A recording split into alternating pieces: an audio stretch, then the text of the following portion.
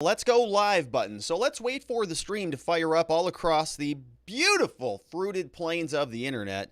And then, and only then, can we go ahead and really get started. And boy, do we have a lot to get to today. So let's make sure that YouTube is alive and well.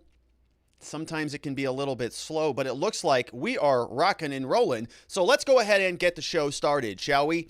Hello, my friends, and welcome back to yet another episode of Watching the Watchers Live. My name is Robert Gruler. I am a criminal defense attorney here at the R&R Law Group in the always beautiful and sunny Scottsdale, Arizona, where my team and I, over the course of many years, have represented thousands of good people facing criminal charges. And throughout our time in practice, we have seen a lot of problems with our justice system. I'm talking about misconduct involving the police. We have prosecutors behaving poorly. We've got judges not particularly interested in a little thing called justice, and it all starts with the politicians, the people at the top, the ones who write the rules and pass the laws that they expect you and me to follow, but sometimes have a little bit of difficulty doing so themselves. That's why we started this show called Watching the Watchers, so that together with your help, we can shine that big, beautiful spotlight of accountability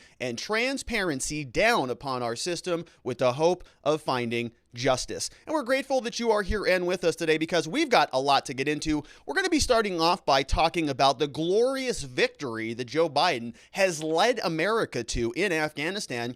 Came out, was practically doing cartwheels this afternoon. So excited about the momentous victory that the president has delivered to the country. And so we're going to talk about that. We're also going to remind ourselves that there are several hundred Americans who are still in Afghanistan, so I don't really know what Joe Biden's talking about. But we are going to go through that as well and see what the administration intends to do about those people. We're going to check in with Oxford graduate Jake Sullivan. We're going to hear from the Pentagon, John Kirby. We're going to hear from Jen Psaki in the House, and we're also going to hear from the president himself, who spoke this afternoon. And so in our first segment, a lot of Afghanistan news, but we've got a lot of clips as well that we're going to be dissecting here on the show today. In our next segment, we're going to do something a little bit different. We're going to take a look at a health document from the World Health Organization. We're going to be operating totally within the guidelines of YouTube censorship rules, and we're going to make sure that we are just reading from the document largely. But the document is a new kind of a guideline manual. World Health Organization says, oh, there's a lot of different countries out there in the world, and they all need to get COVID vaccine passports in order. And so they put together a list of rules, and a lot of thinking has been done for the different nation states around the world so that they can just take the manual that the World Health Organization gave to them and just go, boom, here's our vaccine program. Here's our passport edition program. Here it is. Enjoy it. And so they gave us 99 pages of different permutations about how this system is supposed to work. We're going to go through that document. It's very long, but we are going to hit some of the highlights. So that should be interesting. And then in our last segment, we're going to talk about John Pierce. John Pierce was the former attorney for Kyle Rittenhouse, somebody we've talked about on this show a few times. I've had some words for his representation, but he's not doing well, and obviously that's not a good thing. He's in the hospital, apparently, allegedly. There was a motion submitted by the prosecutors in the U.S. January 6 cases. The Capitol Hill defendants, 16, now 17 of them, were being represented by John Pierce. And if he's in the hospital, if he's not doing well, they are sort of lawyerless. And so the prosecutors in the court came out and they submitted to the judge and they said, Judge, we kind of are missing an attorney here in these cases, and this might result in a catastrophe of justice. So we're going to go through that motion and see exactly what is going on and see if there's any idea where John Pierce happens to be.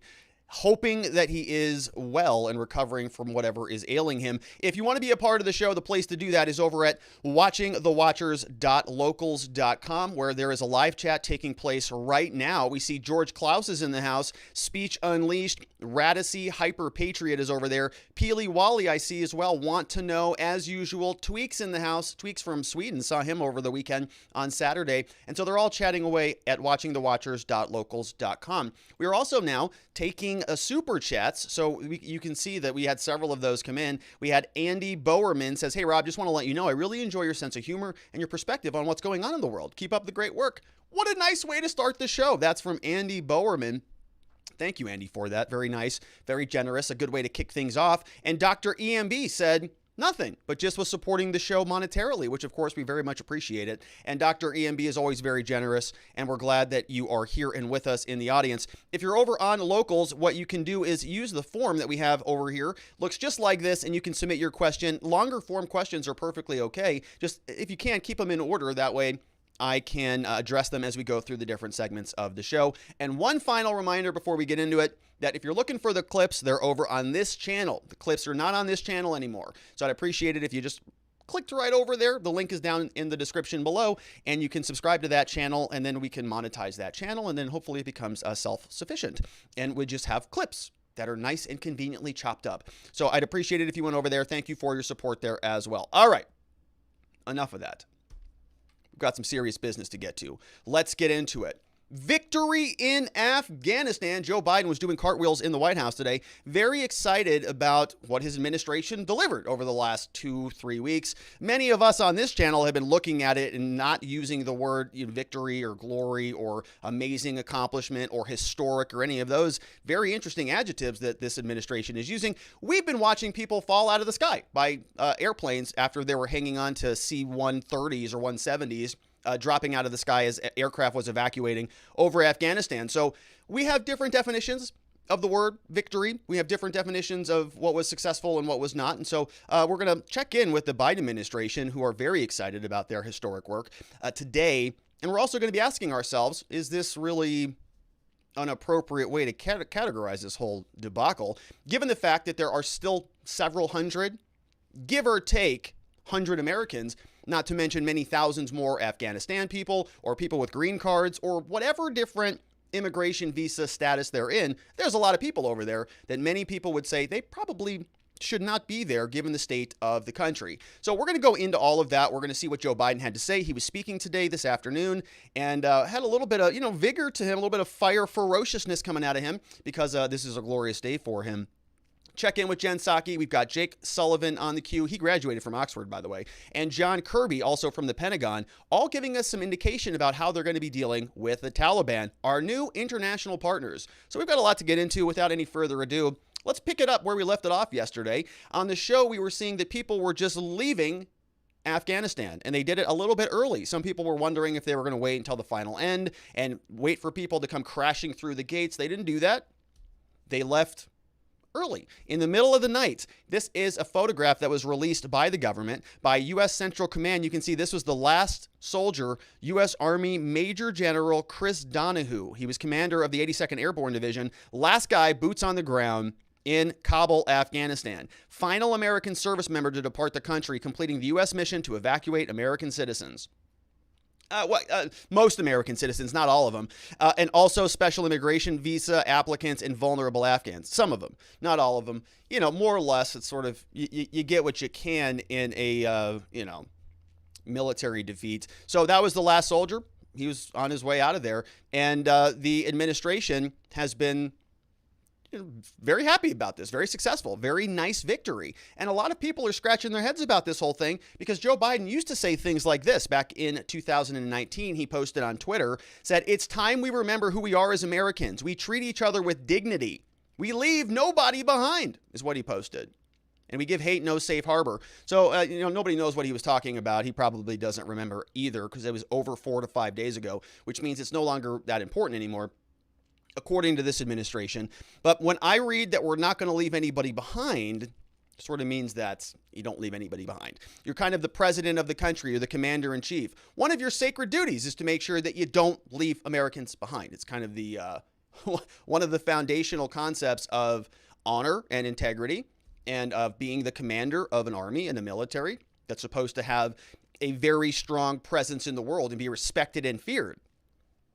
So he left a bunch of people behind. And it was known and obvious, as I mentioned, they left kind of unexpectedly. A lot of people were wondering how they were going to get the last boots off the ground there, because it's kind of a big problem. We saw other video footage showing hordes of people cascading into the airport, running all over the tarmac, trying to stop the planes from leaving. And so they certainly didn't want to see that again. And so even though they know that the deadline was really at the end of August 31st, they kind of were out of there bright and early, August 31st that morning. And we picked this up yesterday with the general giving us some indication about what's happening here. And you're going to listen to him. He's going to tell us that, yeah, we got out of there. We could have been accommodating some other people, but they didn't quite make it to the airport, meaning there were people left behind. Here he is. So we no American citizens came out on the last, what we call the joint tactical exfiltration, the last 5 jets to leave. We maintained the ability to bring them in up until immediately before departure, but we were not able to bring any Americans out. That activity ended probably about 12 hours before our exit, although we continued the outreach and would have been prepared to bring them on until the very last minute, but none of them made it to the airport and were able to be accommodated. Can you give? All right, so that's the general, right? They kind of hinting at the idea that there were a bunch of people, but they just couldn't get there. So we had to just pick up and get on out of there. And people have been trying to wrap their heads around the number, how many Americans are still there. The administration up until this point has really been hesitant to give us any numbers, really about anything other than the big top line numbers. You're going to hear from Joe Biden a lot that he says, 100,000, 110,000 people.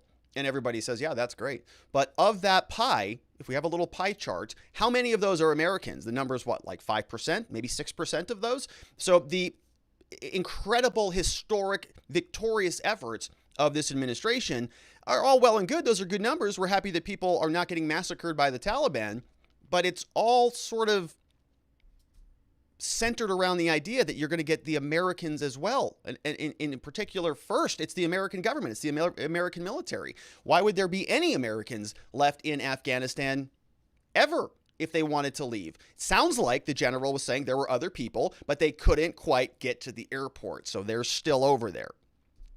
How many of them? Well, we go to the Pentagon for some answers on that. Here's John Kirby. It says it's kind of a low number. Here it is. Do you have a sense this morning as you talk to people on the ground and you talk to people across the Defense Department about how many Americans remain in Afghanistan today? I don't think there's an exact figure, Willie. We believe we got the vast majority of American citizens out, something to the tune of 6,000 of them. And we think it's probably in the low hundreds that are still there. All right, probably in the low hundreds. So it's just a few hundred Americans. It's just a couple hundred. I mean, look, we've got the vast majority of them, but yeah, there's a few hundred. They're not that big of a deal. And that's not just me kind of saying that that's not that big of a deal. That's John Kirby. It's really not that big of a deal. This happens all the time. Here he is. So what does that look like? How does diplomacy get those people out of the Taliban-controlled Afghanistan? It's not completely unlike the way we do it elsewhere around the world. I mean, we have Americans that get stranded in countries all the time.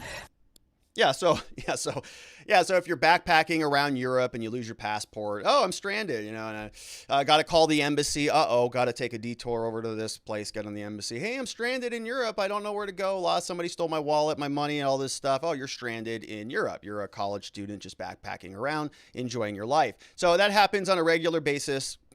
Thank goodness we have a very competent State Department that's going to be able to get people back in those situations. And, it's pretty similar if you just kind of are backpacking in Afghanistan and you just get stranded there as well. Just, kind of lost in a Taliban-controlled terrorist-ist dictatorship. Not too good. So, all right, so that's what's going to happen. It's just a regular business as usual. We've talked about this previously on the channel. This is the handoff from the military over to the State Department. And this is where they were splitting their words a little bit, saying that, no, we're not leaving. We're just evolving to some degree. The clock ran out, but we're still going to come get you if you want to get out. And so they're talking about diplomacy. The diplomatic mission is something that now starts.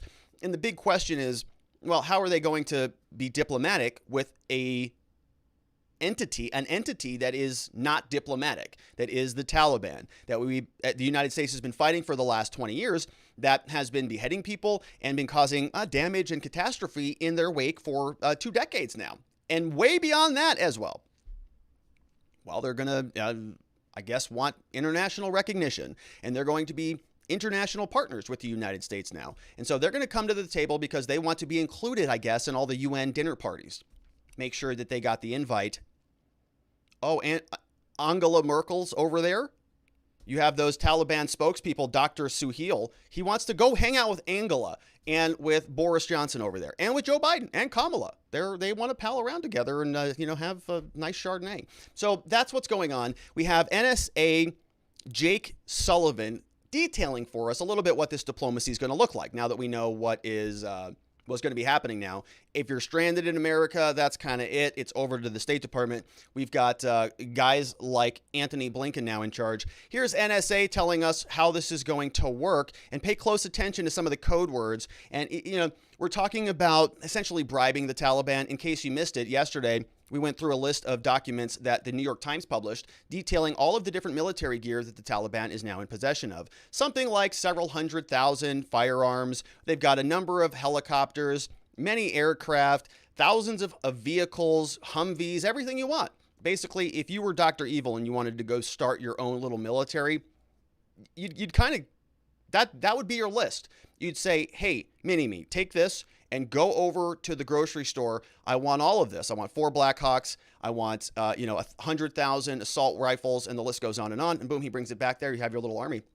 U.S. government is claiming a victory, even though the enemy of the United States over the last 20 years was just armed to the teeth with all sorts of modern military gear. We also played on the show yesterday clips of the Taliban going through literal stacks of cash.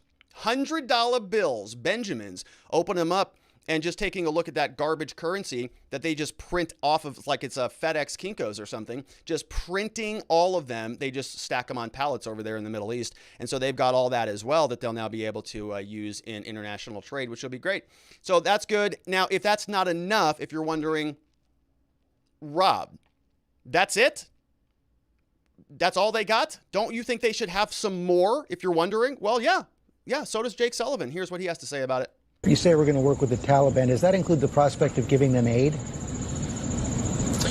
Well, first of all, we do believe that there is an important dimension of humanitarian assistance that should go directly to the people of Afghanistan. They need help with respect to health and food aid and other forms of subsistence, and we do intend to continue that. Secondly, when it comes to our economic and development assistance relationship with the Taliban, that will be about the Taliban's actions. It will be about whether they follow through on their commitments to safe passage for Americans and Afghan allies, their commitment to not allow Afghanistan to be a base from which terrorists can attack the United States or any other country, their commitments with respect to upholding their international obligations.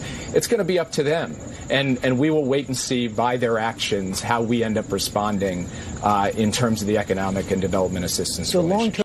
All right, so did you hear what he said? He said that we're going to wait and see what the Taliban has to say about all this, but we're probably going to be paying them. And we're going to do it because the Afghan people, they need support.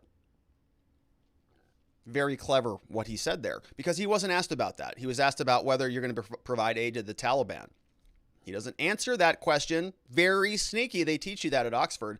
They say, don't answer the question, because if you do, you're going to get totally screwed because your answer is going to be terrible. Because if he had to answer the question honestly, of course the answer would be, well, yeah, George, of course we are. Yeah, they're in charge. They're the government over there now. So where else are we going to send the checks? Who else is going to receive the forklifts of the $100 bills? Yeah, of course it's going to the Taliban. Dummy, what kind of question is that? Next question. Yes, we're arming them too. Well, I got that one covered for you. What else you got? So he doesn't answer that. He says, no. We're going to look. We're a caring country. Got a lot of aid that we need to give out to a lot of people. It's going to go directly to the Afghanistan people because they're hungry. And they need our support because we just wrecked everything for them. We wrecked their whole country. So now we have to pay them a bunch of money so that they don't kill our hostages over there. But we would have done it anyways, George. So it's very convoluted, but it sounds better than the first honest answer would have been. All right. And so Joe Biden came out. He was also speaking today. Very excited, as I mentioned. Victorious. Got double the people out you could have ever thought of. No nation has done this before. Here's Joe Biden. Last night in Kabul, the United States ended 20 years of war in Afghanistan, the longest war in American history. We completed one of the biggest airlifts in history, with more than 120,000 people evacuated to safety. That number is more than double what most experts thought were possible. No nation has ever done anything like it in all of history. Only the United States had the capacity and the will and the ability to do it, and we did it today. The extraordinary success of this mission was due to the incredible skill, bravery, and selfless courage of the United States military and our diplomats and intelligence professionals. All right, so there's Joe Biden. I want to make sure that sound was working. You guys can hear the sound. Looks like you can hear the sound. So that's Joe Biden. Very excited about it. Very victorious. The extraordinary success of our mission with people falling out of the sky, hanging off of aircraft, and this all happening quickly, right? Remember the quickness, the speed at which this whole thing just fell in front of our very eyes. We were promised for a long time that that wasn't going to be the case, that there was going to be no situation, no scenario under which Americans were going to be air evac'd out of the embassy in Kabul. That was never going to happen because of all the planning that took place, all the contingency planning that we heard from this administration day after day that they had prepared for. All of that turned out to be mostly nonsense. Now, Joe Biden, for those Americans, by the way, those few hundred Americans who were still stranded over there, that couldn't make it to the airport, we heard from the general at the start of the segment, it's kind of their fault, isn't it? It's kind of their fault that they didn't get to the airport a little bit more quickly. They should have taken heed of America's warnings because Joe Biden warned them a bunch of times to get over there. Here's what he had to say about it. Since March, we reached out 19 times to Americans in Afghanistan with multiple warnings and offers to help them leave Afghanistan, all the way back as far as March.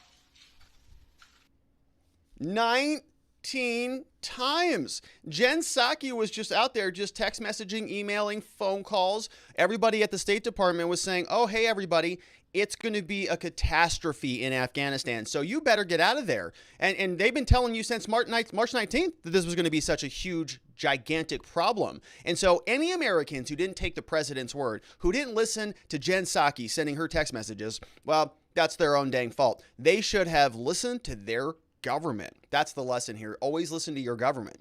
But the problem with all of that, of course, is that it's very nice that they sent messages 19 times since March, but in July, they were singing a different tune. This was directly from the East Room, right from the White House press briefing room, remarks by the president on the U.S. forces drawdown in Afghanistan. Look at the date right here, July 8th, 2021. And this was even at 2 p.m. in the afternoon, which is a little bit past Joe Biden's nap time. So surprising he was up there, but he took some questions on that day. Says, question, reporter. Sir, is the Taliban takeover in Afghanistan now inevitable? President says, no, it is not. Why? Because the Afghan troops, have 300,000 well-equipped as any army in the world and an air force against something like 75 Taliban. It is not inevitable. Okay, so if you're a citizen over there and you're saying, well, they've been telling us that, the drawdown's happening and everything's fine, but should we leave, sweetie? Should we leave, sweetheart? I don't know. What's Joe Biden saying about that? Well, I don't know. Turn it to CNN. They turned to CNN in Afghanistan. They're watching it. Joe Biden's out there saying, no, perfectly fine. 300,000 well-equipped. Only 75,000 Taliban. The odds are not even close. It's not inevitable at all. You're good to go. Mr. President, there may be echoes here between what we see happening in Afghanistan and what we saw in Vietnam. Some people feeling, do you think it might echo that experience? Biden outraged. No, none whatsoever. Zero. What you had entire brigades breaking through the gates at the embassy. 6 if I'm not mistaken. The Taliban is not the South or the North Vietnamese army. They're completely comparable in terms. There's going to be no circumstance where you see people being lifted off the roof of an embassy. It is not at all comparable. So that is the president in July making those unequivocal statements to America, which includes American citizens. It still includes American citizens who are in Afghanistan, stranded there, and they were taking his advice. Okay, it's the same thing. When the president speaks and says things, people listen to it, and policy decisions actually are made. We've seen this with the border. They said that, come across the border. Guess what happens? People listen because the policy's changed, and there are consequences to these decisions. All right. Joe Biden now is giving us an unequivocal statement here saying he's not going to be extending the forever war, and he's not going to be extending the forever exit. By the time I came to office, the Taliban was in its strongest military position since 2001, controlling or contesting nearly half of the country. The previous administration's agreement said that if we stuck to the May 1st deadline that they had signed on to leave by, the Taliban wouldn't attack any American forces. But if we stayed, all bets were off. So we were left with a simple decision. Either follow through on the commitment made by the last administration and leave Afghanistan, or say we weren't leaving and commit another tens of thousands more troops going back to war. That was the choice, the real choice, between leaving or escalating. I was not going to extend this forever war, and I was not extending a forever exit. Ooh, a little fiery there, Joe. Little energy there, which is a little bit good to see from the man. So that's good. I guess he's saying there that he inherited this from Trump. So I guess it's Trump's victory, maybe, since it's such a historic victory. He's almost like Trump, right? He's almost saying it's historic, it's victorious, the biggest airlift ever. He might as well have come out and just said this was a tremendous withdrawal. Why didn't he say that? This was the biggest, best, most tremendous withdrawal ever. Nobody withdrew better than we did. The fastest, the smartest generals, the Taliban. They only killed 13 people. Nobody's ever gotten less troops killed than me. Joe Biden. All right, if that's the technique they want to use, I don't agree with it, but okay. So here's Jen Psaki. She had to, as usual, come out and do cleanup after Joe Biden spoke. So she was out here. One of the first questions she got was about killing children in Afghanistan. So the question, of course, here being that, well, the United States is no longer in Afghanistan. One of the main justifications for being over there in the first place was to make sure that America could deal with terrorism on a foreign shore, not here in the homeland. And so that's sort of been a big question. If the U.S. is not in Afghanistan anymore, well, how is the counterterrorism mechanism going to work? And what they're telling us is that there's over the horizon. Oh, can you just, like, you're not boots on the ground so you can't see it. It's over the horizon. Oh, great. Yeah, we got satellites and drones and all sorts of stuff so we can see over the horizon. Very, very new term that a lot of intellectuals are now passing around. And what they're telling us is that this is very sophisticated people. So one of the most obvious questions is, Jen, if that was a new follower on Twitch, welcome, Judge Judy Slayer. Jen, if your over the horizon capabilities are so good, why did you just torch an entire family in their car and shoot it, including children? Good question. Here it is. But you've described the drone strikes as successful and that America still has over-the-horizon capability. It appears that several children were killed in one of the drone strikes. Can you say that it was still successful if that was the collateral damage? And how will the U.S. determine that it has the intelligence necessary to keep carrying out these drone strikes if civilians are going to be caught in the crossfire?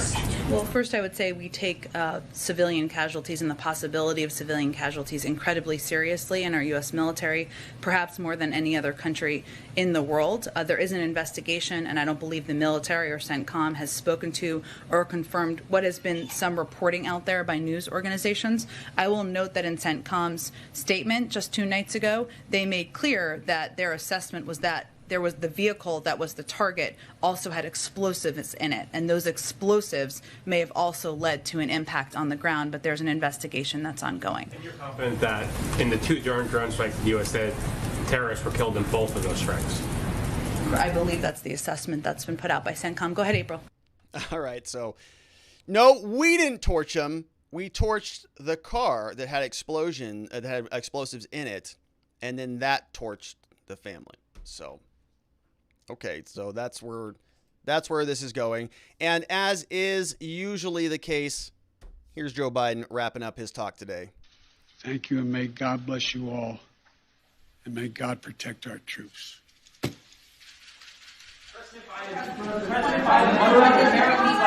the mask. Just waddle on down the road there. All right, that's it. From 7 months president. into his presidency, Joe Biden. Ending a 20-year war, no questions, comes out. It's victorious. A couple hundred Americans over there. You're welcome, America. Joe Biden's in charge now. The adults are back in charge. What a tremendous withdrawal.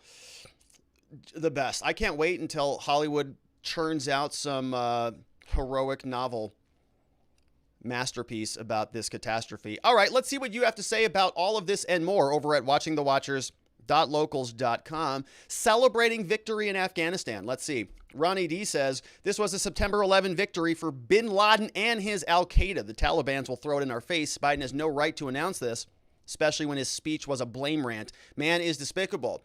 You know, if you go over to Wikipedia now, they say that the Afghanistan war has been won. And guess who's victorious? Not the United States. D.G. McBride says, if President Biden believes the exit was a victory, I can't fathom what a failure would look like. I'm willing to bet the families of the 13 service members would also not consider it a victory either. As from D.G. McBride, it's a good point, and I think one that's going to stick. We have Want to Know says, Rob, how do I get guns, doggies, and women from Biden? He definitely outdid Pelosi, AOC, and others for free stuff. But you have to join the Taliban. Yeah, I mean, if you want all that, if you want all of that, there's now a country that has that for you. It's a lot better. Look, the U.S. government is handing out people, what, like $1,000 checks? Or they did over, I don't know what's going on with that, but for COVID, that's nothing. They're handing out friggin' Humvees and new cars and assault weapons and stacks of cash to the Taliban. Picked the wrong political party to be a part of. Want to Know says Biden is sexist. He didn't bring an equal number of American and Afghanistan women. You're right. That's very discriminatory. Robute is here, says, considering how demented Joe is, where will he make the situation even worse? Yeah, there was a dead person hanging from a flying helicopter, which might be a U.S. model. I saw that, and it was pretty horrific. But then I saw some other people saying that he wasn't actually dead, that he was in a harness or something. So who knows? But it wouldn't surprise me, which is certainly concerning. Speech Unleashed says, when the Afghan president fled, the Taliban told the U.S. that the U.S. could maintain control of both Kabul and the airport until August 31st, but Biden refused. They told the Taliban they could have Kabul and the U.S. would just keep the airport. If the U.S. had agreed to take control of both Kabul and the airport, would have made it easier for people to leave. Yeah, I think there's going to be all sorts of postmortems here. Not to use that word too flippantly, but it is, we're going to see a lot more of a deconstruction about all these different things. Politico yesterday already reported that there was a high-level conversation about closing the gates there at Abbey Gate in Kabul Airport, and they didn't do that, resulted in 13 people dead. So the question will be, of course, who decided not to make that closure decision? That was from Speech Unleashed. Thank you, Speech. We have LT13 says, the man who did the press conference with the Taliban behind him like he was scared to death looks just like Biden's people. That's okay. So I don't think I saw that, LT13. Are you talking about a Taliban meeting? We have PETA said they left the military dogs. So I commented on a tweet from John Kirby over at the Pentagon, and he's claiming that they didn't do that. Now, they're also claiming that they didn't strand a bunch of Americans. So you can see how much gravitas or credibility that has. All right. We also have Mike Cervantes is here, says, I heard there were actually 10,000 plus Americans stranded with no help from the Biden Express. I hear there are a lot of nonprofits actually still getting folks out. Tax dollars must be hard at work elsewhere. Yeah, well, they've got to re-assimilate now all of the new imported voters for them. We have Sergeant Bob says, saw something on one of the other sources, says the Taliban are doing house-to-house executions now in outlying provinces. They are away from all media attention at these locations. I have no further info, but it's easily possibly happening. The spin by the U.S. government is disgusting. The Taliban is not another government entity for diplomacy. They have no credibility. They're terrorists. Yeah, that is sort of the most, I think, shocking thing of this whole pivot from the White House has been the speed at which they've gone from a brutal, tyrannical terrorist organization responsible for killing thousands of Americans into new international partners now. A legitimate entity that has full wherewithal to negotiate and interface with the United States government because they hold hundreds of hostages. Wild how quickly that happened. And I guess it's just allowed. I guess you can just do that. LT13 says, Psaki, how dare you say stranded? Biden's cabinet guy says, look, there are tons of Americans who've gotten stranded in other countries, right? They don't have any consistency between the two. Jen Psaki was very offended when Ducey from Fox News asked her about that. But then you change the channel. John Kirby's over there going, oh, we strand people all the time. Americans are stranded left and right. Oh, I got stranded twice last month. It's crazy. It happens to everybody. So, yeah, there's no consistency at all. Sweet Potato says, is it just a little sus how much equipment was left behind over there? Seems like more equipment than there's been soldiers for a long time. It's hard to tell. You're right. There is a lot of gear. Joe Biden said that there were 300,000 soldiers. And, you could probably go through the numbers and mix and match and see how many, 300,000 soldiers. I think there was something like 400,000 assault rifles. So you kind of got 1.25 weapons. Pretty nice. Let's see what else. That was from Sweet Potato. We got Ghost Gunner says, is Red Bull publicly traded? Just curious because I bet this administration is single-handedly making them profitable. Sleepy Joe like the most attentive I've ever seen. What's the over-under on how many Red Bulls they had to force down his throat? Going with 3.5 of the 12-ounce cans. Yeah, that's a lot. I got one of those right here. I got an 8.4-ounce can, yeah. Yeah, those are pretty beefy. Joe Biden's probably getting some of the good stuff. They're probably just putting amphetamines right into him and jacking him up for this stuff. And if you think that that is not something that is a real thing, it absolutely is, right? You can look historically at our presidents and how we've treated slowly dying or very seriously ailed presidents. They will do weekend at Bernie's with anybody to maintain that position. We've seen it with FDR, right? He was in a wheelchair. Most of the world never really saw that. We also have seen it with JFK. Yeah, JFK. They used to dope him up all left and right. He was in so much back pain and so much physical pain that when he would have to go over to Russia and interface with, I think that was, I forget who that was, embarrassingly, but he would go over there and they would have to dope him up because he couldn't just sit around or stand for long periods of time. And so he was all drugged up during a lot of those negotiations. The unwritten history. So Joe Biden, yeah. And this meeting, this press conference, this speech, was delayed twice. I think it was supposed to be at 2 Eastern time, and then they put it back an hour 30, and then they put it back another 45 minutes. So what's going on? Is he attending to all the business of the world? I don't know. We have Peely Wally says, Rob, the man is a clown, so it's easy for Joe Biden to say that they leave no one behind when he's left his own mind behind somewhere. Maybe lost on a laptop. Yeah, maybe the FBI can help find it for him and then not reveal any of it to us. Doodle Doo says, I call Kabul S-word on all these people today, especially Joe Biden. Talk about doubling down and showing the worst side of himself, blaming Trump, justifying failure, condescending tone, scapegoating, false equivalencies, straw men. The worst moment yet for Biden. And that's saying something. That's from Doodle Doo. You're right. It absolutely is. Thank you for that, Doodle Doo. We also have Tremendous in the house says, so if the plan that when Trump left was to be out by May, and Trump told him everything would be okay if we stuck with that deadline, why didn't we get out in May? Because that would have been Trump's plan.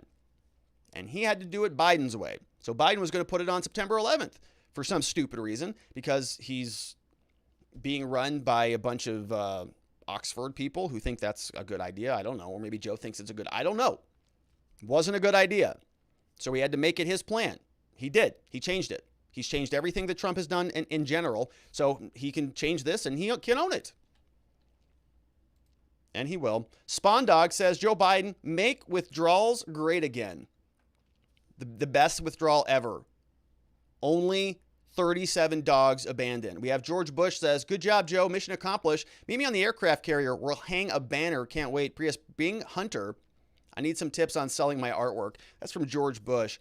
Yeah, they're all, I think they're all actually pals, candidly, right? They all sort of hang out at the same clubs. It's Jake from Oxford says, Rob, let's get some issues straight, okay? All right, let's listen, Jake. Jake says, Rob, number one, we reached out to people 19 times. We told them to hurry to come to the airport. No, don't come. Hide, hurry up and get here. No, don't come no matter what. Accurate. It's only a few hundred people left behind. Come on, man. Plus, if those guys had the vaccine, they would have been fine falling from the plane. That's true. COVID, yeah. Good point, Jake. It was a victory. Look at what all the Taliban got from us. That is insane. They're basically a superpower now. You're welcome. That's true. That's a good point. It's still Trump's fault no matter what. Number 4. I forgot about that. Yeah. Maybe you cannot understand that because you do not hang all of your diplomas directly behind your head. You can come see my office. Even the windows are covered with diplomas. That's how smart I am. Get with the program, Rob. It's Jake from Oxford. Jake Sullivan. First of all, Jake, thanks for not using too many big words in there. Otherwise, I wouldn't have been able to read through that. But you're right. You're a lot more intelligent than I am. And I get it now. Number 4 was the point that really drove it home for me. It's Trump's fault no matter what. I forgot about that. That's like the new rule. It's all Trump's fault. And also, I forgot that COVID vaccines can save you from falling out of airplanes. But that's I don't think the CDC approved that modality. But thank you, Jake, for clearing a lot of that up. We have some other ones here from Truman HW. Says, wanted to provide a link showing the timeline of Biden's speech and the date we withdrew from Bagram, which was 39 miles from Kabul, relative to districts the Taliban had taken. Also, we hired someone to provide Kabul security whom we paid a $5 million bounty to catch since 2011. Insane. All right, so there are a couple links for you, bit.ly/AFGN_graph and bit.ly/Afghan_timeline if you want to check those out. Thank you, Truman, for those. Truman HW in the house. Appreciate it. We have Kenny1B says, I've read the Taliban is going door to door killing people, cutting the tongues out of interpreters that worked for the U.S.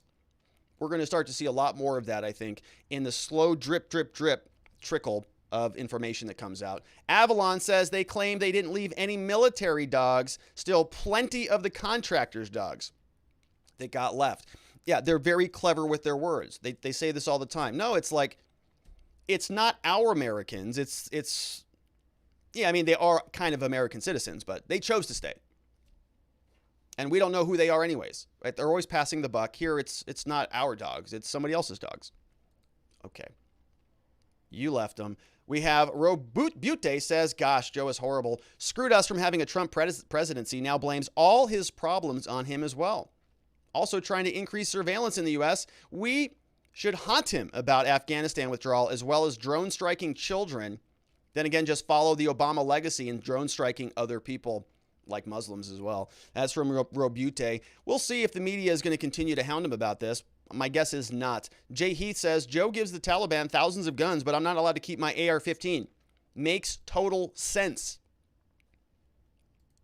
I guess you just have to be a part of the Taliban, I guess. We have Brad T says, don't know what to do but laugh. That reminds me, any luck with the Kamala cackle soundbite?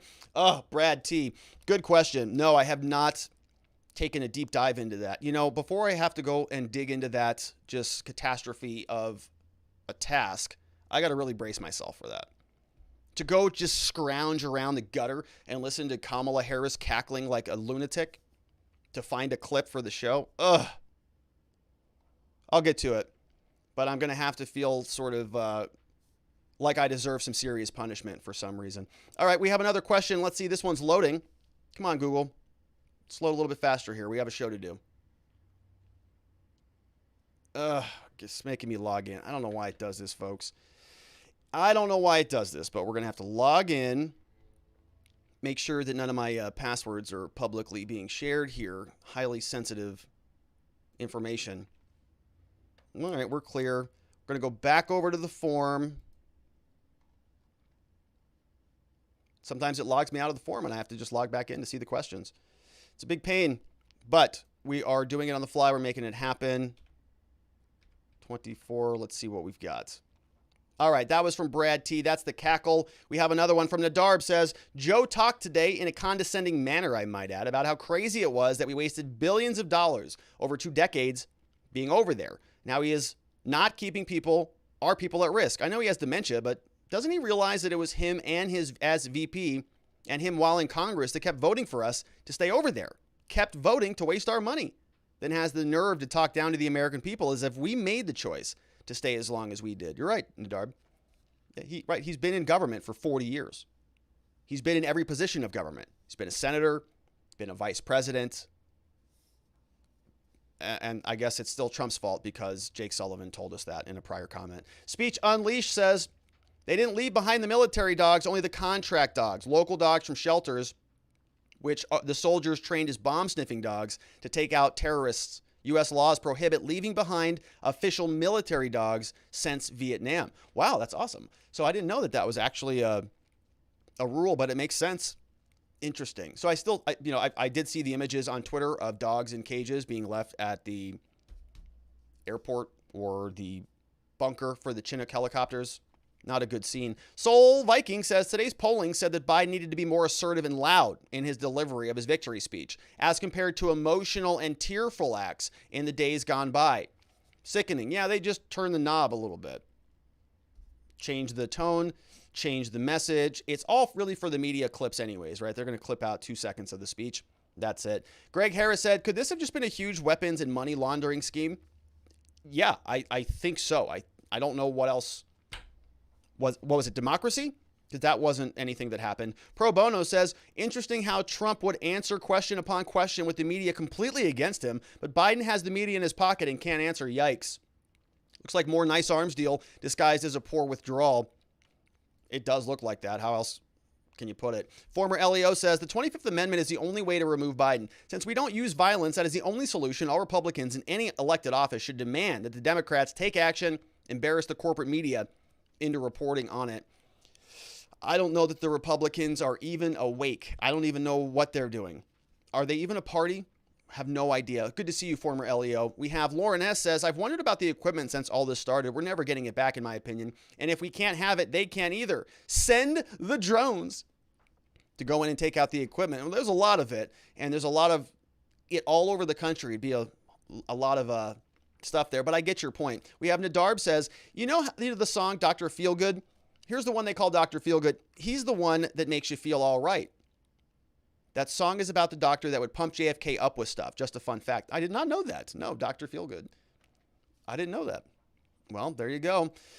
They do it. Sergeant Bob says Biden does no press conferences, just stumbles through the teleprompter. Psaki then tries to handle the press. Sad. Trump was a real president. He actually took questions. Americans Left Behind says next step Biden will do is open the Taliban embassy in the U.S. There are international partners now. How can you be international partners with the U.S. not have an embassy here? That'll be nice. Taliban says we're going door to door to look for the unvaccinated. Well, that is, justifiable, obviously. Anybody who's unvaccinated is committing the most heinous atrocity that the world has ever seen, honestly.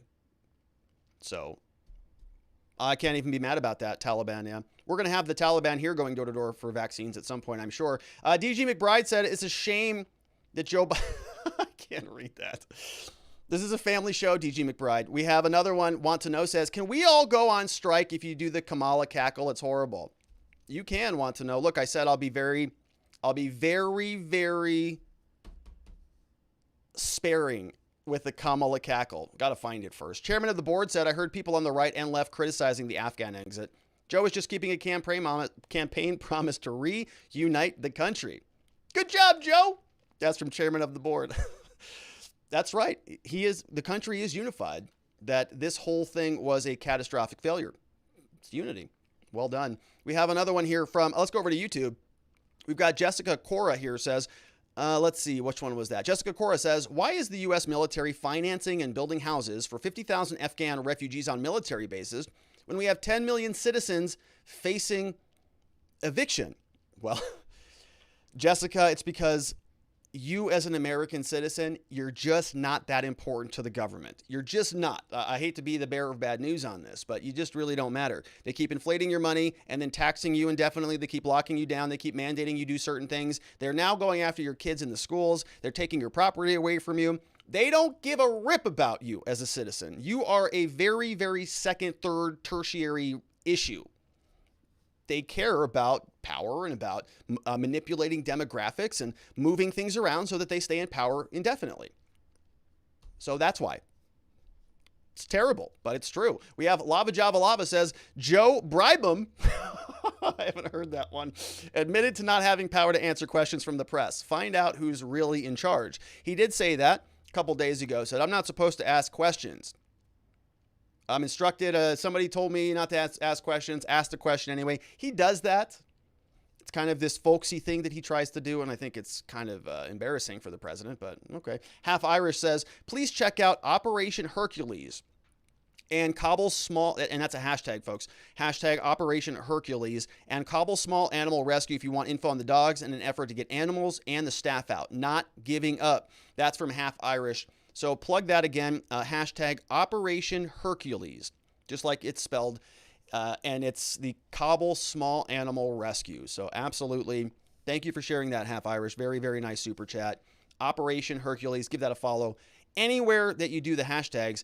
And that was the last from YouTube. One final over from watchingthewatchers.locals.com from Speech says, at least Joe didn't look at his watch several times during the speech, like he did when the dead soldiers' coffins were taken off the plane here in the United States. That's true. They probably took the watch off of him. You're not looking at that anymore, Joe. Just take that off. Not allowed to have the watch anymore. Great questions. Thank you for joining me on this very victorious, very historic, very just amazing day. I feel very united with you now that America has succeeded in another war. All right, great questions. All of those from watchingthewatchers.locals.com. And thanks again to the super chats from YouTube, Half Irish, Lava Java Lava, Jessica Cora, Andy Borman, and of course, Dr. EMB is always very, very generous. Thank you for your support. All right, we're going to move into the next segment on the show.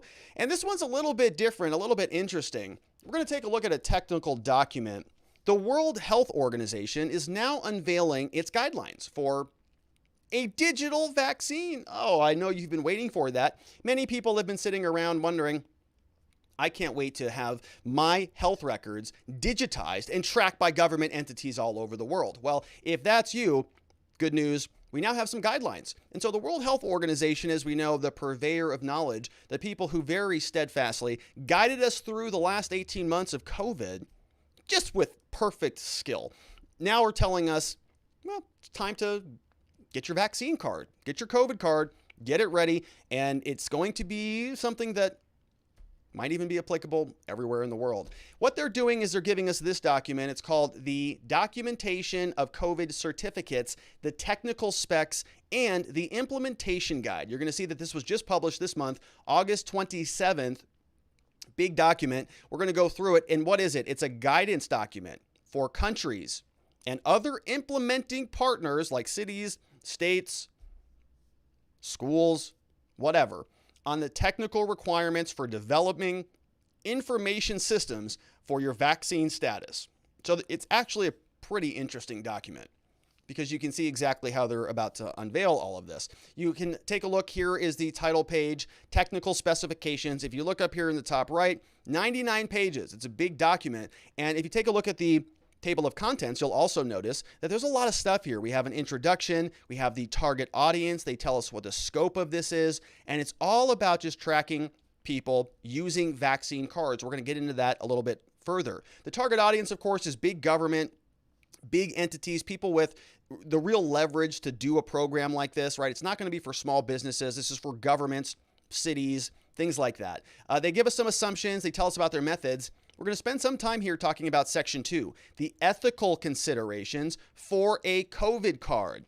And there are some pretty interesting distinctions here about this whole medical issue. Talking about kind of the different terminology. We got to be very clear with the language that we use. We are already seeing these programs implemented all over the country. San Francisco did it. If you want access to certain venues and participate in daily life, you've got to make sure you're vaccinated and you got to show your proof before you enter into anything. Similar thing happening in New York City. We've talked a lot about that one. The key to NYC, this was the new Vax Pass that Mayor Bill de Blasio brought out that said that if you want to be a citizen in New York and you want to participate in virtually anything, restaurants, bars, going out to any events, coffee shops, anything, you have to be vaccinated. And you got to prove that by showing it to the employees at whatever facility you're trying to get into. So people were saying, oh, this is kind of problematic. Is that what we're talking about here? Kind of. Yes and no. We're going to call a Vax Pass, right? This is some bureaucrat like Mayor de Blasio saying what we're going to do is try to incentivize people to get vaccinated by creating pain points for them, by making it difficult for them to do the things they want to do. And so we're going to penalize the people who are not acquiescing to our demands. the people who are not complying with our dictates are going to be penalized. And de Blasio actually was very clear about this, very specific about this. So that is one version of this. And that has already been implemented. And Mayor de Blasio didn't even check with the World Health Organization before he did any of that. So that's one version of it. But there's also a different reason why maybe you want to have a vaccine card. And it could be broken down into a number of different categories. So we're going to take a look at that. We have two different scenarios where we have continuity of care and we also have proof of vaccination. Also are talked about. We have the core data set. What type of data do they want to get from you? Governance considerations and then implementation considerations. Really, really big document. And so I want to go through it in a little bit of depth, but we also are going to have to move somewhat quickly because I forgot it's Tuesday. All right. This is the ethical considerations portion of this document. It says this. There are two currently proposed uses of this. And this word here, DDCC/VS, this is the big complicated word that they're talking about to basically mean a COVID card. Okay, so we're gonna get clear on our language. COVID card is what we're talking about. CC COVID card is what we're going to be talking about here, which is a little bit different than the Vax Pass. That's what we're going to be talking about for de Blasio and for San Francisco, New York City, and those types of things. Very closely related, but a little bit different. So let's make sure we're clear about that. So we have a COVID card that would offer proof of vaccination and also continuity of care. These are traditional clinical uses, right? One reason why you might want to have a COVID card is just so that you know that you were vaccinated, just so you have some data personally for you or personally for your medical provider, or if you're going to go get a booster shot, right, you want to have a card that has some data that says, I got my last two vaccines. And so it's just data. That's it. It's just a proof, right? There are valid reasons for wanting that. If you're a pro-vaxxer, somebody who wants to go get it, you might want that. You might want to keep that. Oh, this is when I got it. This is when I'm eligible for the 3rd shot or the 5th shot or the 27th shot or whatever. So you just say there's a legitimate purpose for that. You also have a continuity of care component to this, so that if you are somebody who might have a reaction, or you need additional vaccinations, or you need additional treatment, that your doctor can continue to provide that care, can look at your card and say, oh, you got the vaccine, here is your schedule, and so I'm going to be able to provide you my medical diagnoses on the basis of that. So one would be for proof, one would be for continuation of care. Those are different than what de Blasio is doing. What de Blasio is doing is saying, well, you're not doing what we asked, and so we're going to penalize you. Neither one of those are the legitimate reasons that we see here. They're saying these are traditional things for clinical uses. We do that all the time, not even a big deal, clinical uses. However, there are a number of also other possibilities for COVID cards that raise ethical issues. In the context of COVID-19, for example, they might play a role, the COVID cards, in achieving public health purposes, like determining vaccine coverage in a given population, which they can use to determine whether to lift social measure limitations. So they call these PSMs, PHSMs, and these are the health and social distancing measures and all of that stuff. So they say, look, use the COVID card. You can see how many people are vaccinated. Then you can decide how much social distancing and health limitations you can do. So that might be a good reason you need these cards. Another reason might be to facilitate exemption from those things. Like if you're vaccinated, well, you don't have to wear a mask anymore. Okay, we've seen a lot of that. Or individual access to activity, such as a health pass function.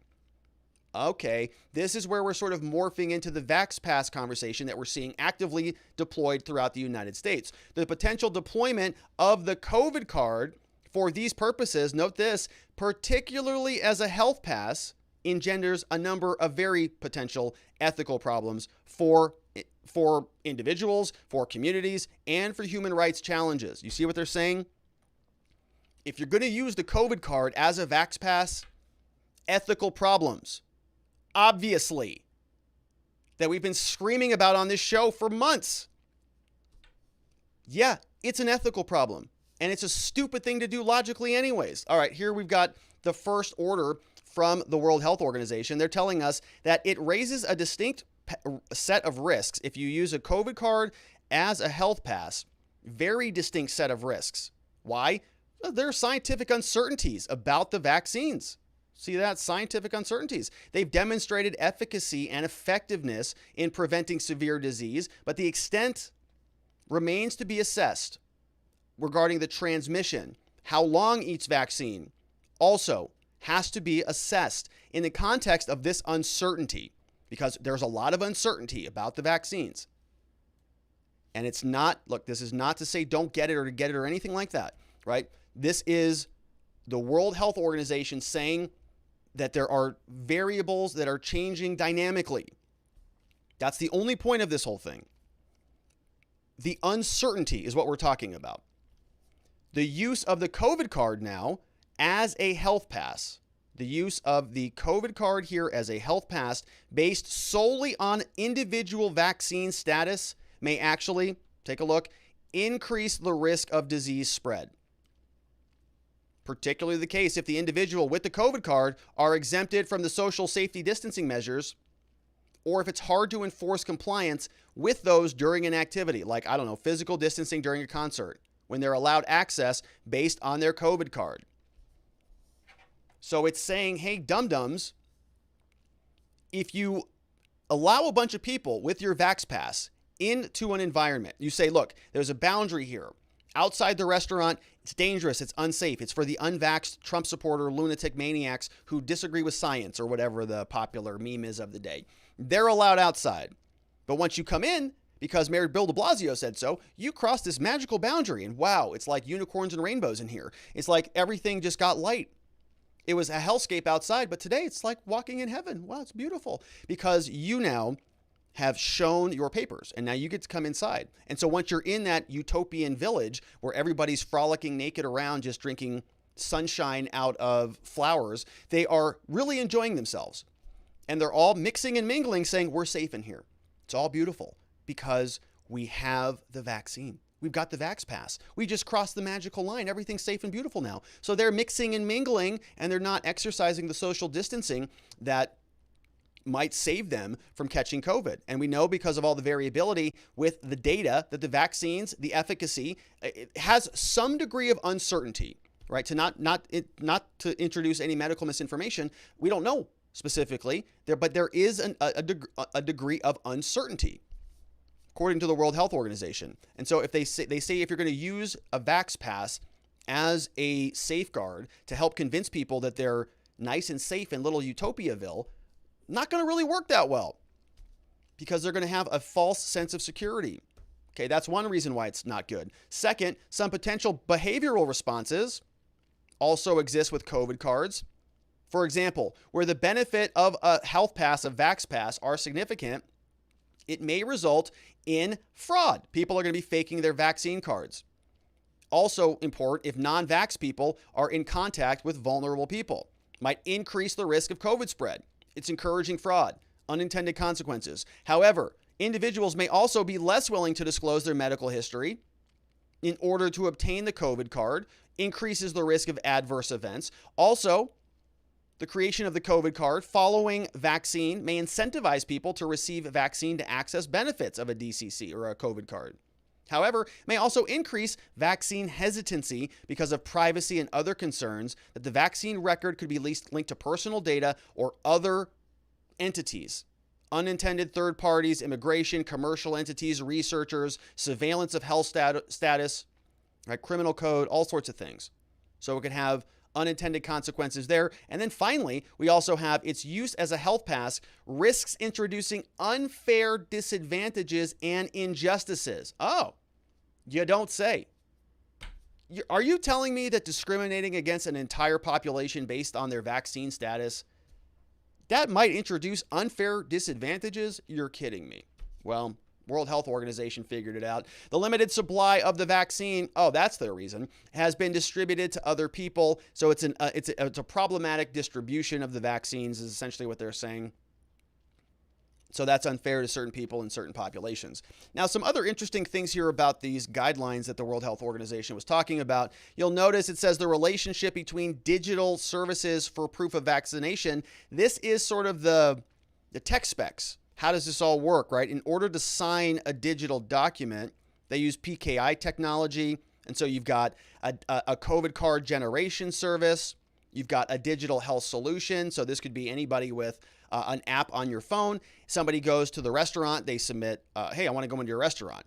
They have a digital health solution. This is an app. They check the app, a vaccination. No. That's where you're actually getting the vaccine. Okay. Then you have a registry service and a repository, and then status checking the application. Okay, so you can see how all this works, right? This would be something that a computer programmer would probably have more familiarity with, but that is not me. This shows you how it works. The COVID card comes in. There's a claim of vaccination status on somebody's app. Is it cryptographically verified?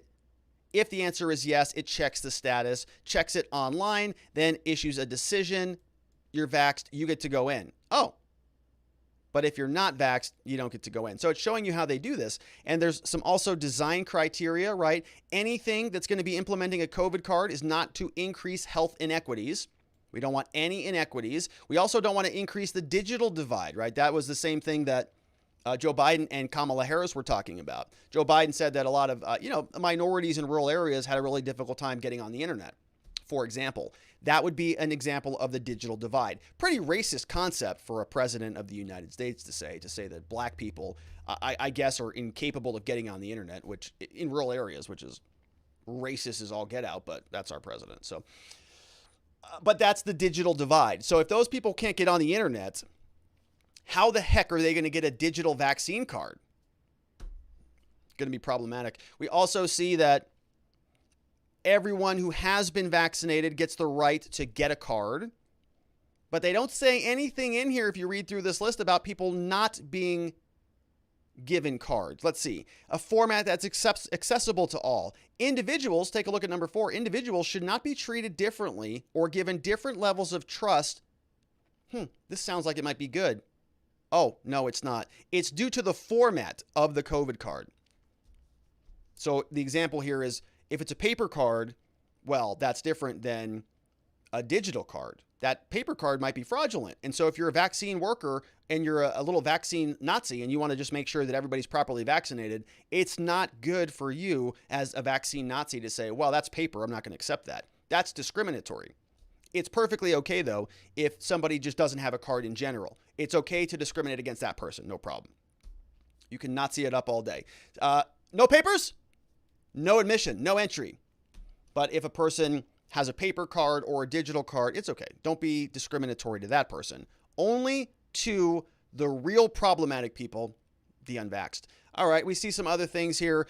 Anti-fraud mechanisms should be built into any approach so you can't escape their little structure here. They also want to make sure that it's going to be something that can move freely between different vendors and some other things. This is some of the data that they want.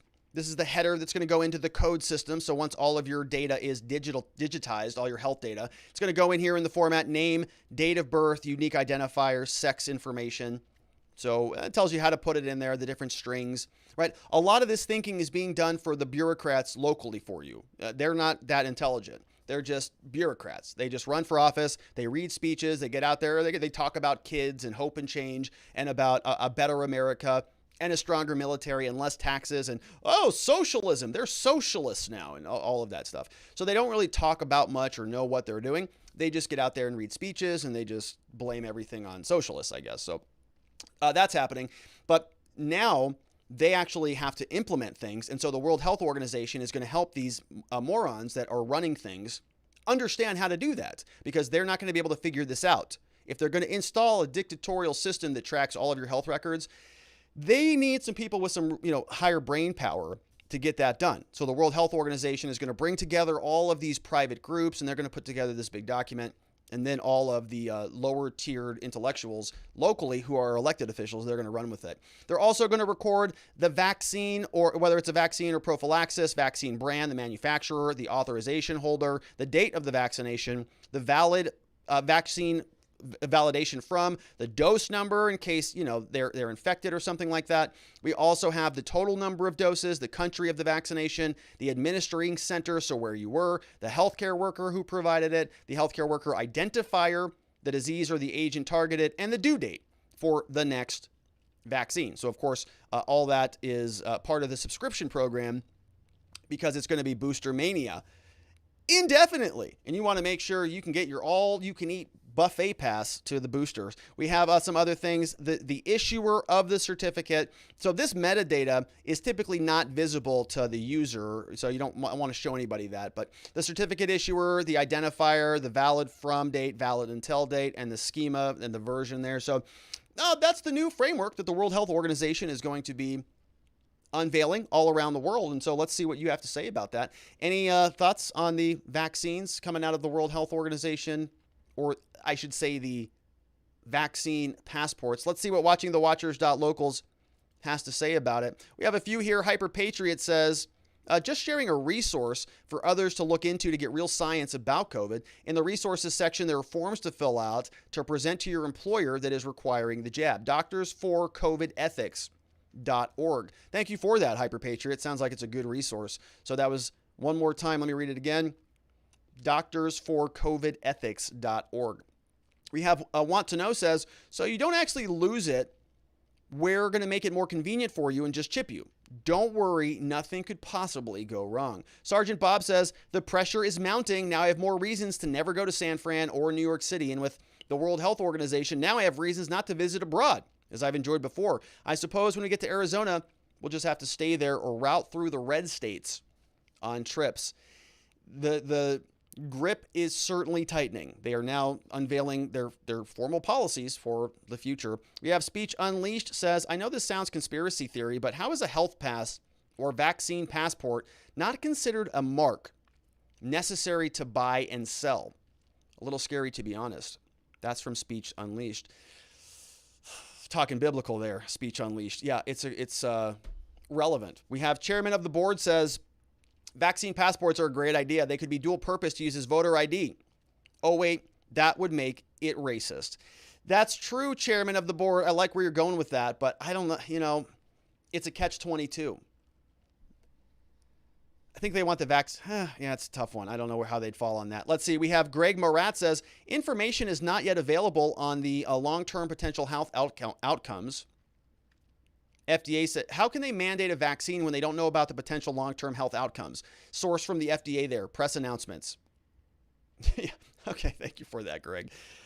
We're walking a fine line with YouTube here, but it's important stuff. All right, we got Soul Viking says, digital vaccination records are a violation of privacy and not a guarantee someone is not sick or a spreader of any sort of disease. Keeping this YouTube friendly. Thank you, Soul Viking. I appreciate that. And it's very interesting. If you read through the whole document, it's 99 pages. I did not do that, but I skimmed a great deal of it. And a significant portion of it is talking about all of the consequences that might come up if you are discriminating amongst people with the vaccine. But no mention of the people who are not vaccinated or who are choosing not to participate in this program. No ethical considerations for them. Troubling. We have Zuck and Henry's in the house says, the one thing that makes absolute the least sense to me is the same people who are pushing the vaccine passports are the ones who insist the vaccine breakthroughs are a huge deal and that we need to mask after the vaccine anyway. I don't understand the logic. Yeah, and it's also good to see you, Zuck, by the way. And it's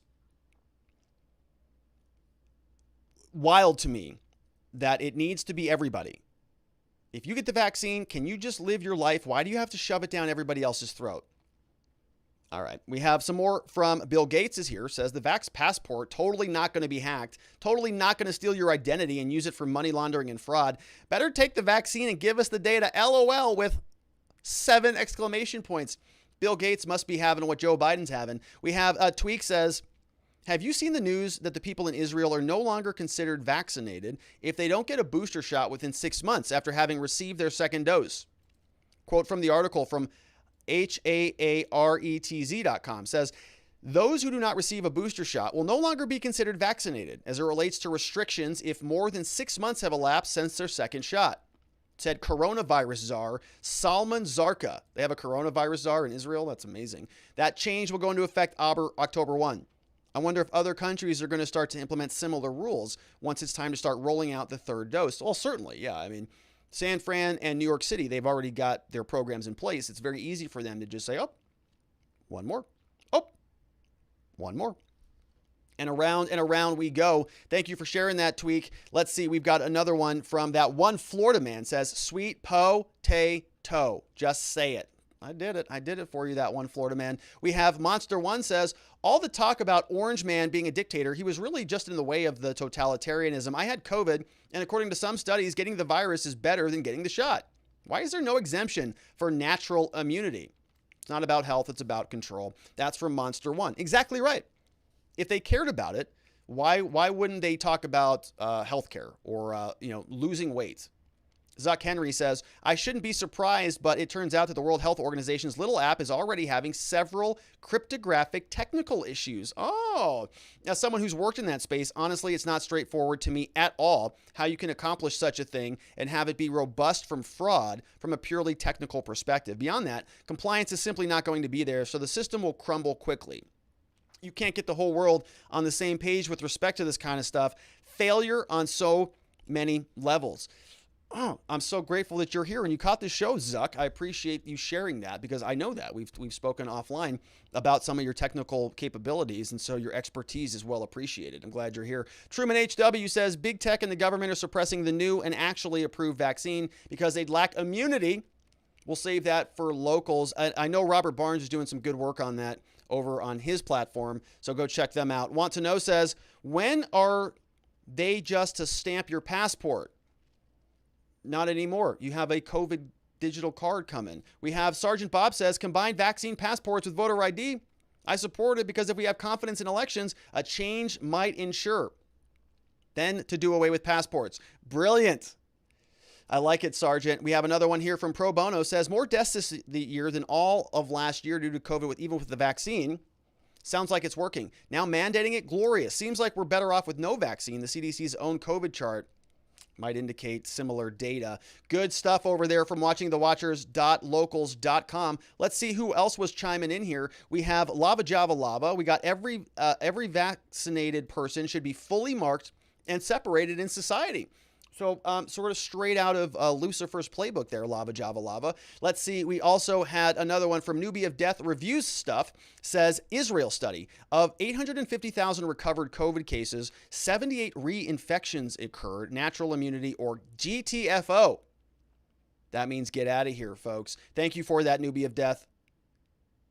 78 reinfections occurred, natural immunity or GTFO. We have Newbie of Death with another one says, free 6G for all recipients of the Lambda variant. That's nice, yeah. Just booster shots indefinitely. It'll probably be like a Netflix, kind of all you can eat. You can just scroll through the different vaccines. I already had that one. Didn't we watch this, honey? Did we get the 17th booster, sweetheart? No, I think we got the 18th. Okay.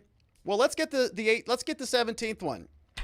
Play that. Amazon will drone it right into your neck. Ding it. Boop. Gotcha. All right, perfect. So that's where we're going. Great questions over from watchingthewatchers.locals.com and from YouTube. Thank you very much, Newbie of Death, Lava Java Lava, half Irish. And we got some people over on Twitch who are hanging out. We've got Wolfgang Deo over there and Judge Judy Slayer just joined us as well. Getting a little bit of a following over at Twitch, and that's kind of fun. So that was it for that segment, my friends. Thank you for all of your support. All right, so we're going to move on into the final segment of the day. We got to fly through this one a little bit quickly. John Pierce.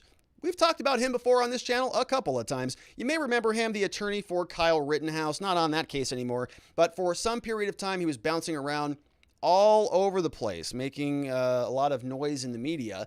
And I had some concerns about his criminal defense skill set and how he was representing Kyle and others in criminal cases.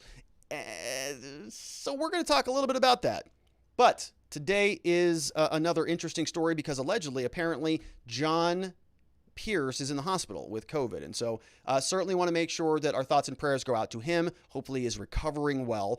But it certainly raises an interesting legal question that is worth diving into. And let's go through it. This is what the prosecutors submitted. Let me show you what this is. This is a notice regarding defense counsel. So it's a little bit of an unusual circumstance, which is why this is what you see. It's called a notice. So you kind of file notices with the court when you don't know what else to file. Sort of, typically you say a motion for discovery. Oh, I need that. A motion to suppress evidence. Oh, we're going to try to exclude that. We're going to file a subpoena. Okay, so the subpoena is so we can go find something or get something. Okay. But what happens if a lawyer who represents 17 January 6 Capitol Hill defendants just kind of disappears. Might be really sick with COVID and in the hospital, and you can't find him, and he's not showing up to court. What do you tell the court? Judge, I got to let you know something. So here's a notice, and that's what we've got. This is the United States submits its pleading regarding the status of defense counsel and the impact on the defendant's case. They're talking specifically about Casey Cusick. So the government is basically filing a motion on behalf of the defendant. This is a prosecutor saying, Judge, the defendant's attorney is gone with the wind. We have no idea where they're at. And so I need to notify you that this is concerning so that the court can take some action here. Mr. Pierce, they say, currently represents 17 defendants, all charged in connection with January 6th, the riot we spent a lot of time talking here. This defendant has been charged similarly. Sadly, Mr. Pierce reportedly ill with COVID-19 on a ventilator and unresponsive, which is just horrible. So hopefully, geez. For roughly the past week, Ryan Marshall, an associate from his law firm who is not a licensed attorney, has been appearing in Mr. Pierce's place at court hearings and meetings with the government because Mr. Pierce is unavailable. Mr. Marshall cannot ethically or legally represent the clients. The government is making the court aware. He's sick. Please do something about this. Take the steps necessary to ensure the defendant's rights are adequately protected while he is hospitalized. So I know in the January 6 cases that we rip on the government a lot here, rightfully so, but this is a nice effort by the prosecutor. Notifying the court, this is a big problem. This is a big problem because allegedly Mr. Pierce represents a number of different defendants. Look at all these different cases. We've got William Pepe, which is just amazing. Is that a real thing? That's amazing. We've got Nathaniel DeGrave. We've got Leo Bazel, Chris Worrell. We've got defendants Kaplinger, Magru, Cusick. We just heard that case. Baez. We've got another one. Les Parents, Tuck. A lot of defendants. Ryan Marshall showed up. And, okay, it's not clear. So this is in a footnote. It's unclear if and when Mr. Marshall will ever get a license, given that he faces a felony criminal charge in 2 cases in a court of common pleas. According to public reports, the latter case involves charges arising from Marshall's alleged participation in conspiracy to commit fraud while clerking for a judge on the Pennsylvania Court of Common Pleas, which is just, just outstanding. So what they're saying here is that John Pierce is ill. He's obviously unavailable. There's a different person who is Mr. Marshall. Don't know if he's going to get a bar license. He might be a student, a law school student, an intern, who knows. But he's not a licensed attorney, and he's facing felony criminal charges, which is a problem in and of itself. But the allegation of the criminality is very problematic for licensing to become a lawyer because he's talking about fraud while clerking for a judge. It's a crime of dishonesty. It's a crime of moral turpitude. It's not something that character and fitness, which is a part of the licensing agency in many states, is going to look at kindly. If it was a DUI, if it was an alcohol offense, if it was a kind of a dumb mistake, that's a separate situation. But this is a crime of moral turpitude. This is a crime of dishonesty. It's conspiracy to commit fraud while clerking for a judge, right? You don't want those people in your profession, typically. Be like a cop. Oh, well, I accidentally shot and killed that person, but I'll be a great officer. I accidentally kneeled on George Floyd's neck for 9 minutes, but I'll be a great addition to the squad. Put me in, coach, right? That's not how that works. So very interesting way to run a law office, but that's John Pierce for you. We have the U.S. Attorney's Office had no contact with Mr. Pierce by phone, email, or otherwise when he appeared for a hearing with the honorable judge. Since that time, U.S. Attorney's Office has heard conflicting information about his health and his whereabouts. The morning on Tuesday, he was scheduled to appear before Judge Friedman, but he was not there. Instead, Ryan Marshall showed up. Not a licensed lawyer, was there in his place, represented to the court that there was a conflict. Why was he there? Which is amazing to me that the judge is even allowing him to be there. What are you doing there? You're not licensed. A few hours later, which there could be, look, there are all sorts of different rules that a non-licensed lawyer can do some certain things. There are rules that allow law school students and people who qualify with permission to take on and do legal portions of a case. Just because he's not a licensed lawyer doesn't mean he has no business being in the courtroom. I was being a little bit overbroad there, but it still is an important concept that he needs to be properly authorized in order to handle these proceedings. And these are not just any proceedings. These are, very national profile cases. So a few hours later, then Mr. Marshall attended a reverse proffer session with a different defendant represented by Mr. Pierce, telling the U.S. attorney just gotten word that he'd been in an accident, was on his way to the hospital. Okay, so there was a conflict. Now there's an accident. Now he's in the hospital. So Mr. Marshall then proceeded with the session in Mr. Pierce's absence. So maybe he does have certain authority to get in there and negotiate over certain things because he's gotten permission from the clients or whatever. But let's take a look. We have next morning then, August 25th, Marshall again showed up for John Pierce in his place before another court. Mr. Marshall represented to the court that he was hospitalized, COVID-19, on a ventilator and non-responsive. So we have a couple different dates. We have 23rd, we have the 24th here, then on the 25th. After that information was reported publicly, a different individual reached out to an NPR correspondent and wrote that Mr. Pierce did not, in fact, have COVID, but instead was hospitalized due to symptoms he believed might be related to COVID. Appears to have been suffering from dehydration and exhaustion. Remains under the care of his doctors. Okay.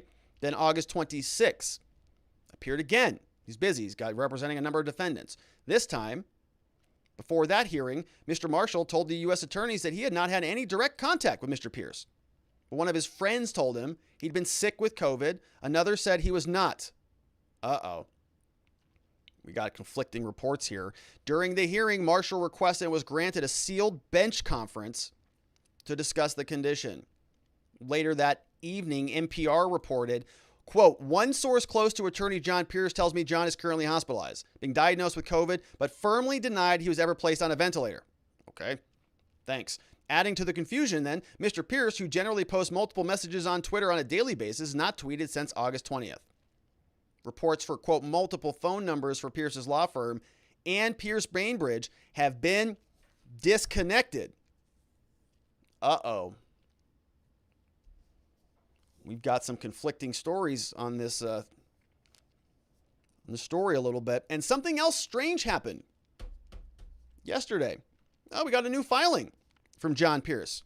Take a look at this. We have Shane Jenkins over here. John Pierce signed it electronically. Don't know if he ever saw it, but printed name, bar number, filed a notice of appearance, an appearance of counsel document. I'm representing this guy who was there on January 6th. So he's been gone with the wind. Nobody's answering the phone at his office. Does he have a legal assistant who's filing these notices of appearance, or is he filing them? Because he hasn't been to court in the last week. Very curious. The United States thus finds itself in a position where this defendant and other defendants charged in this case are effectively without counsel. It seems that Mr. Pierce may be hospitalized or unable to communicate. It's unclear when he will recover. Although Mr. Marshall now has appeared several times, he's not a licensed lawyer and this cannot appear in court. He's using Rule 49, which is limiting member of the bar. Oh, no, that's a separate rule. Indeed, it appears that Mr. Pierce's absence has already caused Mr. Marshall to take actions on behalf of his clients that he's not permitted to do, including appearing for a defendant who agreed to exclude time under the Speedy Trial Act. Oh, my gosh. From the government's perspective, given Mr. Pierce's reported illness, the fact that Mr. Marshall is not an attorney, this case is effectively at a standstill. Mr. Marshall has been the government's main or sole point of contact for many defendants, but the government does not believe it appropriate to continue to communicate with him in Mr. Pierce's absence, during which he would necessarily be acting without the supervision of a licensed attorney. Additionally, the defendant is effectively without an attorney. Mr. Pierce cannot be contacted. Mr. Marshall cannot provide legal services. Hopefully, Mr. Pierce will regain his health soon, be able to continue to represent. However, the government did not want to make the court aware of this reported illness. They want to make it aware so the court can take any steps necessary to make sure that the defendant's rights are adequately protected. So a couple things are happening here. On the face of it, the prosecutor is saying very unequivocally, we are concerned about John Pierce. And I don't doubt that they are are not concerned about that.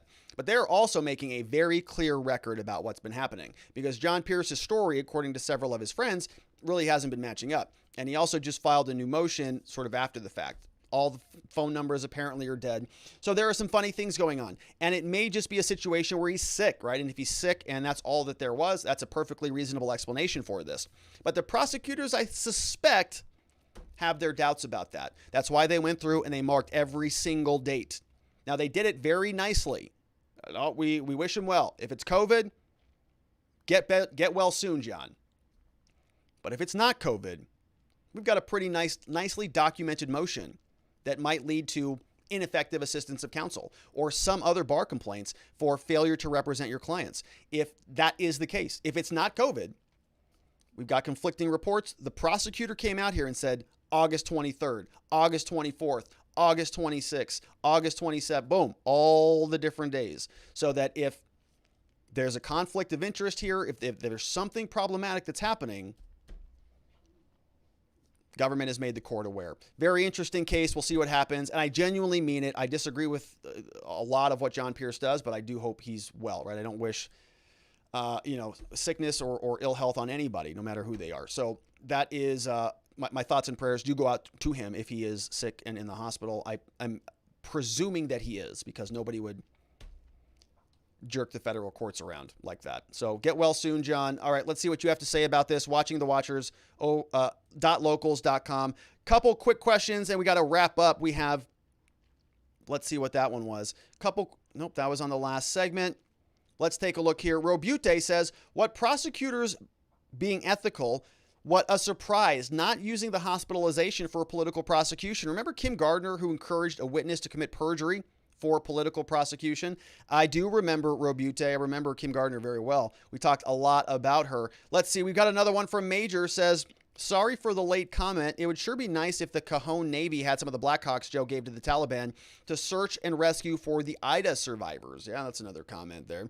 Saying that maybe if the U.S. had some of that military gear, that it would be put to better use here in the United States. And so those were a couple comments that came in on the John Pierce segment. Not a lot of additional questions there. Let's check over on YouTube. Wolfgang said, why not nuke the hurricanes at least once?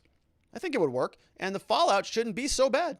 If it fails, people will evacuate. Faux show. That is from Wolfgang Deo. And so a lot of great questions here today. I really appreciate everybody's support on YouTube and over at watchingthewatchers.locals.com. As is usually the case on Tuesdays, we have a short show because I got to get to another meeting right now. Before we hop out of here, I want to thank our new supporters over at watchingthewatchers.locals.com who make the show possible. We have a new B who signed up over the last night. We got West Pole is in the house. So you got the North Pole, the South Pole. Nobody has ever really talks about the West Pole. So I'm glad that they're here with us. Sir Kexalot also in the house, joined for a year. I see him in the chat, or her. We have Teresa Simone. Dave 2 signed up for the year. Avalon Acres joined us. Timbo 411 and Don M911 as well. If you want to be a part of the community, we're over at watchingthewatchers.locals.com. We had an amazing monthly meetup via Zoom, took place last Saturday. We're going to have another one in September, and it's a really fun thing to be a part of. And so if you're a supporter over at watchingthewatchers.locals.com, that's where you will find us. And that, my friends, is it for me for the day. I want to thank you so much for being a part of the show. It's always a good time when we're able to have a nice chat together. We're going to be back here same time, same place tomorrow to do it all over again. I want to make sure you're a part of the show. It's at 4 p.m. Arizona time, 5 p.m. Mountain, 6 p.m. Central, 7 p.m. on the East Coast. And for that one Florida man, everybody else have a tremendous evening. Sleep very well. I will see you right back here tomorrow. Bye-bye.